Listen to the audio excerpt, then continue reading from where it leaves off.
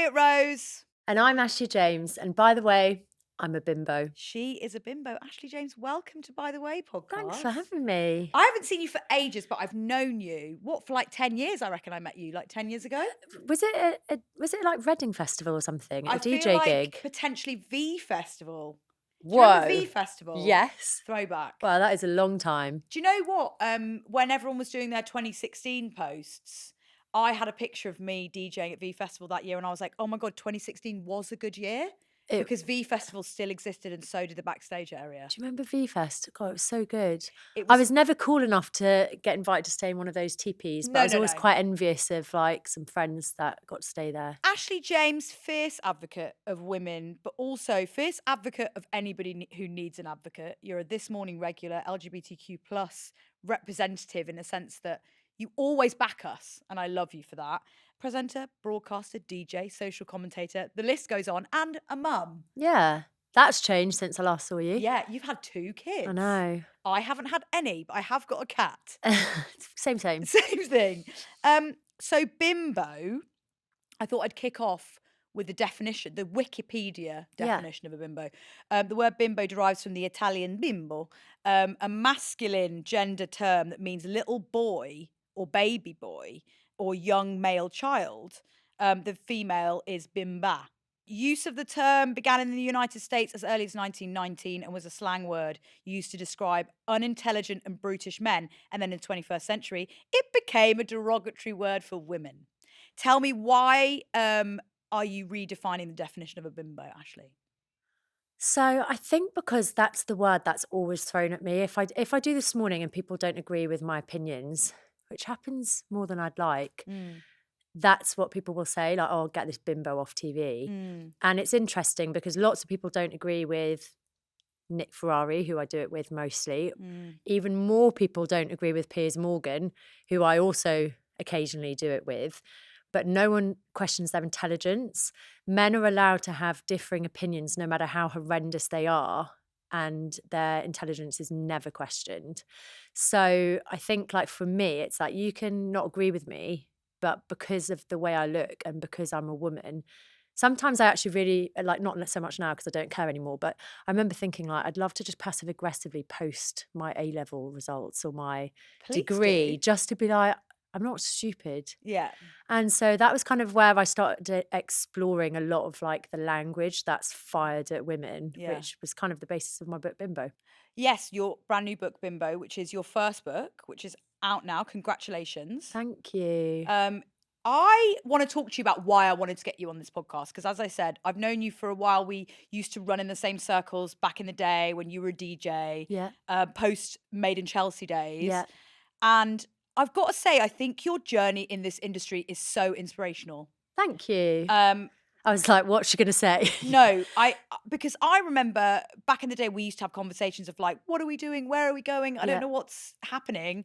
And to watch you shine in the way that you have in response to the way you were treated post Made in Chelsea, also like going from a person from a reality TV show to a DJ, very accomplished DJ, doing great big sets at lots of things, to then be one of the UK's biggest social commentators, someone who's regularly talking on television to hundreds of thousands of people in such an eloquent way.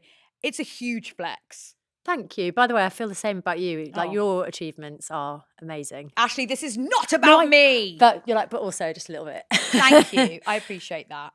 I learn a lot from you. There's another person, Munro Bergdorf, who I watch her, and when she speaks, it's similar to you in the sense that I really believe and listen to everything you say. And I want to talk a bit about that. How did you get the confidence to speak on social justice issues? Because it is a scary thing to do. I think I always had it in me, but I just didn't have like the vocab to be able to express it. But the anger was always there. And as I got older, so I remember even when I was younger, I'd always get called bossy. And I thought I was being really helpful. So I remember this one time when it was my birthday party, and I think my mum was like, right, we're going to play Pass the Parcel. And I was like, right, everyone, sit down, you're not listening, get over here. And somebody was like, Ashley, don't be bossy. My parents are Northern, by the way, that's the accent. Don't be bossy. And I remember being like, oh, thought I was just being helpful and feeling like really irritated. But it taught me like, don't be bossy. And then when I got to my teenage years, I mean, I feel like there's so many labels thrown on us as teenagers, but the thing that really, really, can I swear? Yeah. Fucked me off was, Oh yeah, girl. I remember like the double standards around like sexuality, and my school, it was an all boys rugby school. It was quite savage, and the slut shaming was like off the scale. And I remember feeling so like annoyed because the teacher's stance was very much like boys will be boys. And there was this like incident once where I talk about it in my book, but one of the boys basically pulled a moonie, which is when you obviously drop your trousers outside the girls' house. And one of the girls, who was my friend, flashed her Tweety Pie bra, and the house mistress saw everything happening, and she came in and absolutely bollocked her. And I remember being like, but he did it first. And she was like, yeah, but he's a boy. And I really stuck up for my friend because I was like, this is ridiculous. And then it was actually the year that Christina Aguilera's Stripped album came out. And do you Great remember album. that song, Can't Hold Us Down? I With Little remember Kim, right? I remember feeling excited because I was like, wow, times are changing, because like we're not going to stand for it anymore. And here we are 20 or something years Yeah, later. more than And that. even now that I like know more about music, like women were singing about this in the 80s, like it wasn't a new movement. And it's like, how long do we have to keep shouting about it? And I think it does such a disservice to women and girls that we're just like labeled everywhere. And also we can't win because we're either like frumpy, slutty, tarty, prude, that we are like constantly being put in these boxes. And so then as I kind of went into womanhood, and I felt like especially on like when I started Made in Chelsea and kind of entered like this Z-list celeb world, it was it was like a completely set of new rules. Because at school it was like you can choose beauty or brains, beauty or brains. So I was like, well, I picked brains.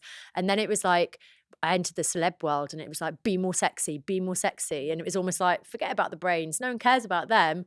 So I was constantly like feeling like I didn't know who to allow myself to be. So that was, I guess, the confidence just kept coming, and the anger started coming. And then singlehood, that was like another big chapter of mine because I was single for 6 years. And even like everyone being like, oh, why are you still single? Or you don't want to get left on the shelf. You don't want to be too picky. Why would I not be picky about the person that I'm going to have sex with, or the person that I potentially have a child with? I didn't want children at the time. Like, surely we should be teaching girls to be picky. Like, everyone should be picky. And then I think motherhood was sort of like the final thing, mainly because I was so sexist probably against mums and I didn't realize it. So even though I thought I was a feminist, I kind of prided myself on being like anti-mother, because I was like, well, I'm choosing to not follow the patriarchal route. And so then when I became a mum myself, I was like, oh my God, like I've always thought mums are so negative and they complain all the time, but actually like it's like this system. And obviously now I don't want my daughter to ever feel like she's being boxed in and labeled her entire life. So I guess that's how I got the confidence. And the more I talked about things, whether it was like labels or taboos or social commentary, the more you kind of, I feel like, step into your power, because you're like, I'm not standing for it anymore. Like, and I don't want to be told that my body is slutty because I've got big boobs. Because also I don't want my daughter, if she ever has that, to constantly be hyper-sexualized. So I suppose I was like radicalized just by default of all the experiences that obviously we all have like our unique experience, but I feel like most of us will have been called nearly all or some of those labels. Yes, and I think you're so eloquent the way you discuss things. I want to relate in the opposite way to you, which I Right. think is really interesting, is I was never sexualized because, well, I was, but in a very different way. I wasn't what society would deem as attractive as a child and as a young adult. And I do believe that a lot of younger people are sexualized from a far too young age. But because I wasn't attractive in the conventional sense, it was a sort of weird sexualization that came from being torn down because I wasn't good looking enough. Like, I was the girl that I remember I was in at a house party and this boy said to me, we like kissed and I kind of stopped it at that, and I was like, I don't want, probably because I was a lesbian, but I didn't know. But he was like, don't tell anyone. that we've got together, because I was seen as a sexual object. I wasn't seen as a person. And it was like, don't embarrass me and that was, so going into like adulthood, I believed that dating me was embarrassing. So it really informed me in the sense that your sexualization informed you. It informed me to be like, I need to sexualize myself more. I need to be more like enjoyable for others, especially men. And it's kind of what I think it's what kind of stopped me from coming out as well. I suppose that's it though, isn't it? Like, that's your experience and that's a shit experience, and my experience was also a shit experience because I always Yeah. felt like, so that, and like, I've got a friend of mine, we were talking about dating apps, and I was saying, oh my god, I hate dating apps, and it's like the constant dick pics and filtering through all the like gym selfies, and she was like, oh right, I have the opposite. I literally, no one ever swipes on, like, onto me. But at the root of both of it, it was both of us feeling not good enough because of like this idea that we have to fit into this like very narrow definition of the male gaze. And it's like, you see those reels now on Instagram where people call out the men who troll them, and then it shows their pictures, and it's like, sir, the audacity. Sir, please Like, get off that keyboard. yeah. Because nobody wants to zoom into that grainy pic. And like, all we can see is the fishing rod and the fish. Yeah. You know, like, it's always the same type of Lord. person, but like, it just shows that men expect us to perform in one type of way, and like, no matter which end of the scale we come from. And you know, I feel like for me, the hyper-sexualization, I remember saying to friends, I just really don't want to have boobs, and I was like, I know so many girls that are coming out now to me, including partners and stuff, who are so honest about how they cover up their bodies. but we are still like, oh, but you obviously love it. It's like, what bit of it would I love? Like, and it started when I was 14, when I was like a 30 double G. I've just Oh, got measured, babe. still that size. They look very different now. But it was like from 14, then it was obviously all the way through in that kind of like reality TV star era when it was like dress more provocative. And it's press like loved bodycon, the era of the provocative. bodycon Yeah, dress. yeah. It was And like, let but me then, scoop all this into one tight thing. even now in like my mid 30s, when I was breastfeeding, it was still like attention seeker. And again, I was like, who do you think I want attention from in this situation where I'm feeding my child? And it shows like, it doesn't matter what stage of life I'm in. And also, will you be happy if and when I get a breast reduction? Because how is that, like, then I'm deforming myself. And also, like, at the moment, my little girl, Ada, she's 2, she keeps going like, and when I'm a big girl, I'll have big boobies like mummy. And I'm like, yeah, you might. And like, I don't want you to be told that that's your problem. That whole like, who have you got the girls out for? Or if you don't want the attention, put it away. Like, you can't hide boobs. Like, we see it all the time. And even with like, women in parliament, Lisa Nandy had like her cleavage out, and there was a whole article with an arrow being like, whose boobs are these? And it's like, she was wearing a top. Like, some people do just have boobs. Like, I find it really exhausting, but then it's still pitted, I think, from that sort of like Blink 182 Nurse album cover. It's kind of projected as like, well, doesn't everyone want that sort of like male gaze attention? No. And I think also there was an element of that was like people taking back the power and being sexual for themselves, but then it all gets lost. Because the thing is, there's also a lot of women who are, like you said, internally affected by the patriarchy and how it affects us all. I not related to that, but I like to think about my mum she has, mum, I hope you don't mind me saying this, I'll ask you after, H boobs. And it's something that she's never been able to take how seriously she was sexualized at work. You know, she's always like, you know, people make jokes about it all the time. Throughout my childhood, people would talk about my mum's boobs. I remember at a party someone grabbing my mum's boobs and it causing my dad to like have a fight with this person. And it's like, but this man thought it was okay at like a family party to grab my mum's boobs. And it's really funny because as a result, I don't have big boobs. Like, and it's just how genetics works and whatever, but her proclivity to want to downplay how much she's been sexualized for her boobs is so evident. And I'm definitely that next generation of like, I'm going to speak up when I feel sexualized. You know, when a man speaks to me in a certain way, or a woman, you know, I'm going to call it out. But I think it's a really heavy job. And I want to come into like, you as a feminist, you know, you do go on these shows where I feel like you do go on. No. You as a feminist. You don't half go on about it, Ashley. No, please keep going on about it. Something I think you articulate really well, and I was talking to your team about this earlier, something you do incredibly well is speaking to people on a level of like, it's okay that things are changing. It's okay that you thought one thing then and it's different now. It's okay that's like you can change your opinions without being, I think a lot of older people feel wrong, and a lot of men feel like, well, I can't do anything right. It's like, but what would you say to those people when it comes to advocating for just a better existence for everyone? You know, how would you tackle that? Because I do think a lot of older people and men feel ostracized and they don't know how to get involved in being kind of more, I guess, woke, I using feel that like sort there's of like two term. things, because when I hear like, oh, we don't know how to behave anymore, we're literally just asking you to not like touch our waist as we walk past. Do you know what I mean? So there's that element. But then, do you know what? And I'm sure he won't mind me saying it, but Nick Ferrari is a really good example that when I'm with him, he is amazing. Like he's so respectful, and you can tell that he's really nervous. So sometimes if like we go take a picture, he's like, oh, do you mind? Like, do you mind if I Mm, do? Like, because he doesn't want to get it wrong, yeah. and I really feel for that. And I guess that's on. I hate saying left and right, by the way, because I actually really hate this whole left and right thing. I believe in like right and wrong, Yeah. and I think if you want to talk about like the left, I think we have to stop coming down on so hard on people who get it wrong if their intention is not to get it wrong. Because even when you think like looking back when like we were young, I think we're a similar age, like a lot of the language that we use so casually that now we've learned is either like homophobic or racist, and probably is when you realize, oh my god, I used to say that, but I thought it was like the term for it. I hadn't really looked into it, or it was banter. And I think now we can look back and acknowledge like, wow, that was not acceptable, but at the time it was very normalized.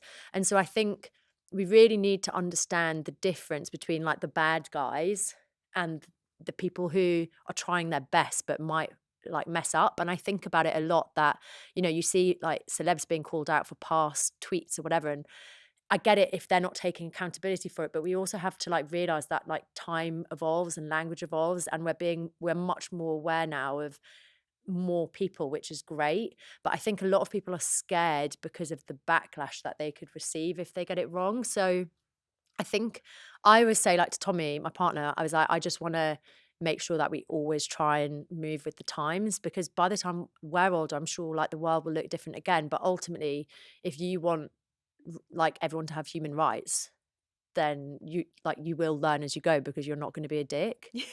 And I really love the way you articulate things, because I really want anyone listening. I feel like not a lot of people listening to this podcast will be the kind of person that needs to hear Oh that. man. But I really want to hammer home how important it is to recognize that you making a mistake doesn't mean you are going to be cancelled as a human. There is a difference between people who deserve to be cancelled, people who do incredibly bad, dangerous, physically violent things. When are we cancelling the president of the USA? Like, sorry, like how much more does he have to do until we can cancel him? Yes, and exactly, and I think it's like I learned early, like not early enough, but a long time ago, that I have done and said things that probably aren't the best, you know, probably isn't the best way to articulate things now, but I absolutely own it. Yeah. And I own the fact that I've made mistakes and I will continue to make mistakes. And I'm open to someone saying to me, that's not the right way to say that. Please rephrase it. And then you go, it's a bit like talking to people who identify their gender differently, who are non-binary. I've got loads of non-binary friends who have helped me so much learn those different ways of approaching how someone else's gender Yeah. impacts them. It doesn't matter how I feel about having to say they, them. Yeah. It matters how that person perceives their life, and how they sort of how much of a difference it can make, just making that one tiny change. And when you realize it's actually really easy to But do. also, this is what I don't get. Like, why does like this whole like debate around pronouns? Why does it bother you? Like, it literally doesn't change my life or your life. Nothing. And this is what I think we forget with like culture wars. The only people it affects are those people. And actually, none of us know if one of our friends, one of our kids, anyone in our circles might be in the process of or wanting to come out. And I don't understand why anyone could be so hateful. And I think like in my book Bimbo, I try to really say like I am not an expert, like I'm learning all the time, and I try to be really open and honest about that. And even from my shift from like singlehood to motherhood, it's like I had all these really like terrible thoughts that probably so many women do have about mothers, because it's in our language, like mumsy MILF, like, you know, we've all watched like mothers constantly be the punchline, or even I get it now when people are like, oh, I didn't want kids because I wanted to focus on my career. And again, like not wanting kids, absolutely fine. But do you think that every mother in the world is like, oh, well, I don't care about my career? But it's like all these like little things. And I think none of us are perfect, no matter who we are, whether we're like a social commentator or not. So I think it's just about realizing that we're always going to be learning. And you stand up for the trans community in such an amazing way. It means so much to me. I've got a lot of trans friends. It means a lot to me when people stand up for trans people in such an eloquent way like you do. And I love to hear you speak on it, because as women, we are in the right position to speak on who uses bathrooms and who doesn't. And as women, I think we can all agree and understand that if a man wants to go into a woman's bathroom, I have seen it with my own eyes multiple times. I've seen men use the bathroom to clean it. I've seen men use the bathroom as a utility. Hey, there's a man coming into work on a toilet. Like, I think that kind of stuff where I'm like, how do we get that across to people? Does no one realise that we've had like unisex loos on planes for years and no one's ever said anything? No one has ever said The anything. thing is, I find it really awkward that often I'll get a lot of like people from the trans community coming up to me thanking me, and I actually feel like I always say like I hate that you have to thank me. Like I'm literally not doing anything. Like it shouldn't be radical to be like trans people deserve respect. Like I feel like that is it, and where this whole loo debate came from. It's so weird to me because even when you look back, like as a teen, I remember when like Nadia won Celeb Big Brother, like she was loved as a trans person, Mm. and we've slowly allowed like this hatred and fear that didn't even not to say that there wasn't transphobia before, of course there was, but it's like so at the root of like, you know, these like turf women's rights crusaders. I don't want to say women's rights because it's not that it's like it's not women's rights, but like, do they think that men need to pretend to be women to harm us? Like, we're seeing it all the time, but also just look at the stats. It's cis men who are harming us. Like, I find I find it so weird that that's such an easy thing for a politician. And I feel like finally, like Zach Polansky's come into the Green Party and he's Mm. actually saying it out loud. And it's like it's not hard to combat it. And I don't understand why like the current government haven't. They've almost like stoked the flames of culture wars instead of getting it down. And sometimes I feel for what we call TERFs, not all of them, but a lot of women who message me like, oh, I normally really support you, but I really worry for my daughter's safety, or I really, and it's like, but have you ever met, like, it's a fear that you have that you're not even confronted with, but also like, aren't you more afraid of your daughter Men. hanging out with men? Like, look at the stats. And also, like, trans women are going through the exact same thing that we And go through. are They have, in a lot of areas more in yeah, danger. I also think exactly, it's key to remember, like, as a woman, I've never felt intimidated by a trans person, ever. but I've multiple times felt intimidated by men. I was in a toilet the other day and a man walked in to do something in the toilet, fix something, and there was no note on the door. There was no there was no issue with him doing that in accordance to the venue I was in. But I'm glad that you speak so eloquently on that subject. Let's talk about feminism. When did you first start calling yourself a feminist, and how important is it to recognize that everyone can be a feminist irrelevant of your gender? I think, like, looking back, I guess I was always a feminist, as most of us would be. But I think I started to really identify as a feminist probably around like the age of 27. Mm, And I think it was when I became single and I suddenly started like questioning, I think, the norms that are placed upon us mm. of like the why still single, or why did I have that timeline of 30 that I should have like found someone and got married by that period. And I think like the shame that I experienced. It's funny actually when you were saying that you felt like you had to almost like date in secret because you felt you weren't conventionally pretty. I felt like I had to date in secret when I felt like the media only focused on my relationships. And that's all in my book as well. But you know, being someone's rumored squeeze, I think it was, it's like such a derogatory. And I felt like I was working so hard to try and be successful in my career. And then anyone that, even if it was rumored, it's like, you don't even know if I'm dating them or not. And I'm still just like an appendage to a man. And all, I think the way in which the media talks about women, the way in which people focus on how we look, but you're punished either way because you're a bimbo or like. I think that was when I started to really be like, I'm a feminist. And I remember actually my agent, this is years ago, probably around the time I was 27, 28, my agent was like, oh, we've put you forward for this brand. They really want like a feminist to represent the brand. And they came back saying, oh, sorry, Ash is not a feminist. And I was like, well, I am a feminist. Yeah. And they were like, oh no, because, you know, we see the way that she's in the tabloids and it's like she's always flaunting her figure and everything. And I was like, can you tell them that I don't write those articles about me? And there was a period where I was you're like employed by the Daily Mail. but also there was a period where I was reading those articles about me and I was like, fucking hell, I don't even like me. How can I expect anyone else to like me? But because they do things, if I talked about like the hyper-sexualization of my body and like my very real life experiences I was going through, they would find the most, probably from my modeling days when I did lingerie modeling, they'd find like the most provocative image they could find and then be like, Ashley James bemoans her large breasts. So obviously people are going to be like, oh, she doesn't want people to talk about them. She should put them away then. So yeah, I think like that was my main period. Things can be true at once as well. I think people in the society now, people just believe everything is one thing, and it's the same with the cancellation thing. It's like, we don't all need to pile on this one thing. But also, why can't I wear a bikini? It doesn't mean that I want people to talk about my boobs. In the same way that a man can walk down the street topless and no one's like, oh, he's asking for it. Yeah. Cover up if you don't want the attention. Back to bimbos. Paris Hilton is a self-proclaimed bimbo. Marilyn Monroe was portrayed as a bimbo with an IQ of 168. Paris Hilton is a multimillionaire. Obviously, she comes from a very, very rich family, but her millions have come from her own sort of ventures and businesses. How are we reclaiming it in that sense of like, people want to call themselves like you a bimbo and be like, I'm a bimbo and I'm also extremely intelligent. I'm extremely business savvy. I'm a great mum. I'm a great, you know, person in this industry. Like, how are we sort of reclaiming it in that sense? Because I think it's not even about whether you want to reclaim it or reject it. It's about not bowing to the boxes that were put in. And I'll tell you who does it brilliantly.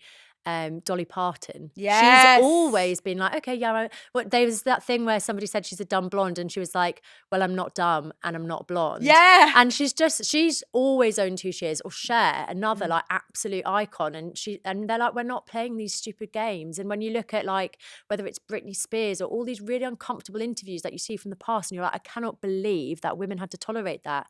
Cher and Dolly Parton, they might not use the gendered terms, but they are saying, okay, and so what? Okay, I am that, and so what? And I love, actually, I just saw an interview recently that Monica Lewinsky did, and she was like, I've always been called a bimbo. And I was like, oh my God, I must have been like 10 when Monica Lewinsky. It was actually a coined term. It was called like bimbo. It was like the bimbo something. And it was like to describe the era where Bill Clinton and her had the affair that was described as bimbo gate or something. I knew about her from the age of 10. And I probably did like blame her, be like, oh, what like a slut or whatever. Yeah. But looking back, she was the 21-year-old unpaid intern and he was the 49-year-old married president of the United States. Like, why do we always blame the woman and not the man? So yeah, reclamation or rejection. It's about not refusing to accept the boxes that you're put into anymore. In this show, I like to bring a by the way for you. Yeah. So I've got my by the way for you, and it is, Ashley James, by the way, are you bi? And I love this question because the Daily Mail is probably going to print that. But the reason is, in your book, you have a chapter called I Kissed a Girl and I Liked It. Yeah. And it's where you talk about your sexuality. And the reason I'm asking you, are you bi, is because you like to, and I'm totally here for it, reject the terminology of sexuality. This is a big journey for me. Obviously, I'm an out lesbian, but I wasn't always. I was straight at first, then I was bi, then I was queer, now I'm a lesbian. And my sexuality is a huge spectrum. I could break up with my girlfriend and end up with a man. There is hundreds of possibilities. Not gonna happen. Yeah, I don't think so either. But there's so many possibilities for sexuality. And I loved this chapter of your book. Let's get into it. I want to talk about your sexuality and why it felt so difficult for you to be open about it. So I think when I first started questioning my sexuality, it was like the Bimbo days. And I actually remember being much younger, but when I Googled when Bimbo came out, it said 18. But I'm sure I remember being around like 14, 15. Certainly when I like first started kissing girls, it was like 14, 15. And I remember we'd all be going out in Newcastle, very underage, but such is life. And I'd like kiss a girl in the club, and it might be that I knew her from school or I knew her from the circle. And then the next day it would be like, oh my God, that was so embarrassing. And I was like, yeah, how embarrassing. But in my head, I was like, oh, that wasn't embarrassing for me. But all of that is, it was like the guys would pay attention. Then the girl would almost like reject it as just this thing we did to get attention from men. So I was always like, okay, I'm a bit confused about this. And I talk about this in the book, but that whole kind of like American Pie era where the only real projection of that I saw in like mainstream film and TV of what being a lesbian looked like, I couldn't identify with, because it was like very like male gaze. You know, there's that scene in American Pie where they're kind of like egging on these two girls, and I'm pretty sure they're straight, but they're doing it like for the guys. Yeah. So I think I just really struggled to find like my identity there. And then on Bebo, I set my preference to girls, because back then social network, it wasn't within our own like social circles. It was Yeah. strangers. So I remember I chatted to a girl all the time. That's how I discovered ASOS, actually. Fun fact. Here I am now. Head to Thank toe in God for ASOS. bisexuality and ASOS. Because she would, like, it's like ASOS was really new, and she was like, yeah, I got this stuff in ASOS. And so that felt was when like, it was as seen on screen. yeah, it was as seen on screen. So I think that was almost like a bit of a safe space for me. And then yeah, I like dated girls like through 20s, late 20s. Funny enough, like before I met Tommy, I actually thought that I'd just end up with a girl. And then I was like, well, I'll give it another go. And then here I am now. And I think because I never felt like I was hiding it, because anyone in my circles. Because I didn't and know, but friendship that's just because we groups- probably hadn't discussed it. Yeah, exactly. Like if Yeah. it had come up, like, you know, my DJ partner at the time, Charlotte, like she'd always be like, do you want to go to like a gay club or whatever? And so- Yeah. and everybody knew if I was dating someone. Were you dating girls in the Made in Chelsea era? After the Made in Chelsea era, yeah. Slay. Actually, in the Made in Chelsea era, yes, there was this thing, and it kind of did get out. But Did yeah, it? it was always like around, but then I never felt like. I think if any of the relationships had naturally like gone further, I would have just like Been gay. been out. Like I'm very much in a heterosexual relationship, so it's like I don't feel like, not that I can or not that I belong, but I like always celebrate queerness, and maybe that's why I'm especially like such a big ally. And I feel really strongly with my kids that I never assume, you know, when people are like, oh, is that his girlfriend, or when he's got a girlfriend, or when she's got a boyfriend, and I'm like, let's not do that, because we actually don't know, and I never want to create an environment for them. But I've also just never really like it's funny because when we were writing my book, I said I'm speaking from the perspective of a cis white female, and then my editor put a cis white straight female, and I said I didn't say straight, and so we took it out again. Because you're not. Yeah, because I definitely don't consider myself straight. But do you know what I find, like when I speak to a lot of like younger people who are like teenagers, and especially like parents of teenagers, I think they feel that because their kids feel so much pressure to label it, they're not just free to explore, because then they'll like come out to everyone, but then suddenly, like if it's a girl, they'll meet a guy, and then they always have to come back in, and it's like, why can't we just be? Like, why can't we just like who we like? But I also appreciate that representation is so important for other people to see. I think just from my personal journey, it was never a secret. And if I got asked in an interview, I also did have like a Love is Love t-shirt collection at some point. Like, I don't feel like I ever really hid it. It's just nobody really like. Well, it saw didn't fit the image that people had of you in terms of the press, probably. They were Mm. like, this isn't what we know her for, being the bimbo who likes men. So to pivot that is a big move. I also think journalists are very careful about, unless you've said it, Yeah. they won't print it, Yeah. which is a good thing.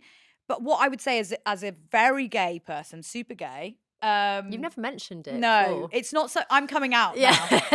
now. Is I really feel strongly about this. A lot of my friends feel the same as you.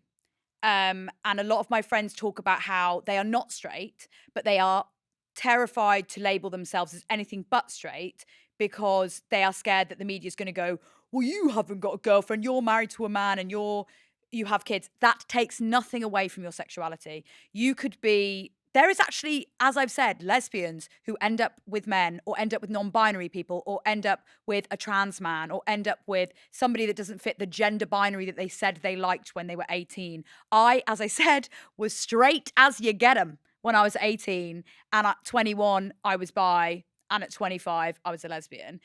Sexuality is a spectrum and you can sit wherever you want. The reason you are, I'm not even going to use the word ally because you're not an ally. You're part of the community, in my opinion, if you're happy to be. Yeah. And I feel like a lot of women who are in straight relationships feel they can't align themselves with the community. And you can. You're welcome, Ashley. We welcome you in. Thank you. And I think it's wonderful that you talked about it, and thank you, because it is hard when you're married. See, but that's never scared me because Tommy has always known, and he's known that I've dated women. And actually, when I was dating Ollie Locke on Made in Chelsea, people found it really confusing because they're like, oh, but like, don't you know he's gay? And I was like, well, I'm having sex with him, so he's definitely not gay. Yeah. But people would come up to me all the time, like his friends being like, you know that he's gay, or you know that he has slept with men. And I was like, I don't care. Why does that matter?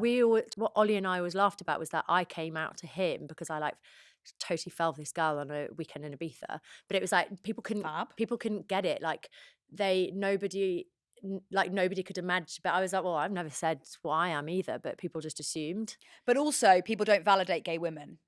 They don't understand bisexual men, and they don't validate women on the spectrum of sexuality. It's like, oh, well, if they like men, then they're straight, but they just kind of fuck around and with it's seen as a women. phase. And someone I know, she actually left her husband and is now in a lesbian relationship and has been for like 2-3 years, and people still are like, oh, it's just a phase.